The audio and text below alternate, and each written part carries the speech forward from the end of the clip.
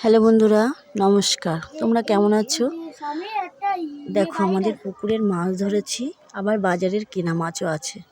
এই যে শোল মাছ, আর আছে কই মাছ, মাগুর মাছ আর শিঙি মাছ। এই যে দেখো, এইগুলো আছে আমাদের পুকুর থেকে মাছ ধরা শেষ, কেটে রেখেছি। আর এইদিকে রূপচাঁদা মাছ কাটা আছে বাজারের। আর এই যে চিংড়ি মাছ বাজারের, মৌরলা মাছ বাজারের, তেলাপিয়া মাছটাও বাজারে। এই যে রূপচাঁদা মাছ, আর এই যে শোল মাছটা দেখো কত সুন্দর কেটেছি। এবার রান্না হচ্ছে শোল মাছটা লাউ দিয়ে আর হচ্ছে আলু দিয়ে, সজনের ডাঁটা দিয়ে একসঙ্গে রান্না করছি। আর আমি যেহেতু কোনো শুকনো লঙ্কা বা শুকনো লঙ্কার গুঁড়োও খাই না, আমি কাঁচা লঙ্কা দিয়েই এটা রান্না করি। আমরা সব কাঁচা লঙ্কা টমেটো দিয়েই খাই। কাঁচা লঙ্কাটা ব্যবহার করি খুব, আমাদের কাঁচা শুকনো লঙ্কা খায় না বাড়ি থেকে। দেখো রান্নার রেসিপিগুলো সুন্দর করে মশলা ছাড়া একটুখানি সামান্য আদা বাটা করে রেখেছি, যেহেতু আমি সময় পাই না তার জন্য একটু আদা বাটা করে রেখেছি। একটু মশলা, শুধু আদা বাটা, জিরে ফোড়ন, লঙ্কা দিয়ে আর টমেটোটা দিয়ে মাছের ঝোলটা বসিয়ে দিয়েছি। জিরে ফোড়ন, একটু জিরে ভাজা তুলে রাখবো। ওই যে জিরে ভাজা তুলে রাখছি। এই ভাজা জিরেটা ঝোলটা নামানোর আগে ভাজা জিরেটা গুঁড়ো করে দিয়ে দেবো। আর এদিকে বসবে শিঙি মাছের ঝোল। দেখো, শিঙি মাছের ঝোল হবে কাঁচকলা দিয়ে আর আলু দিয়ে। এটা চলে গেল শোল মাছের পর্বটা। এবার শিঙি মাছের ঝোলটা কাঁচকলা দিয়ে আলু দিয়ে বসানো হবে।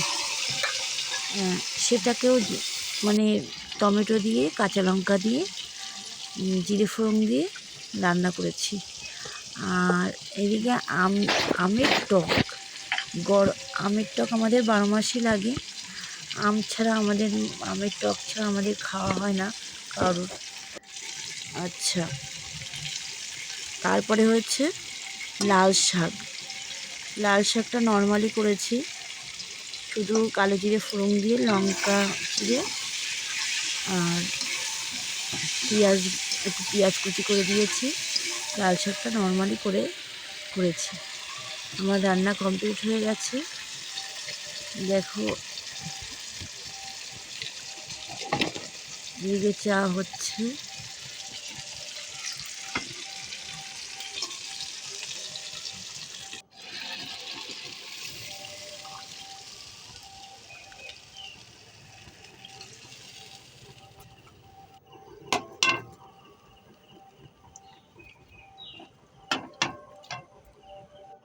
নুন হলুদ ঝাল আপনাদের পরিমাণ মতো দেবে।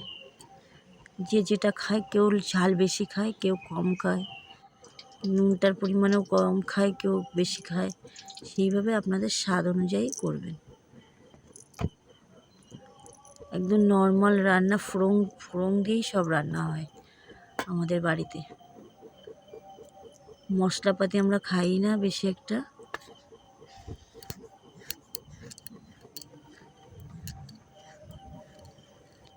রেসিপিটা কেমন লাগলো সবাই একটু জানিও বন্ধুরা।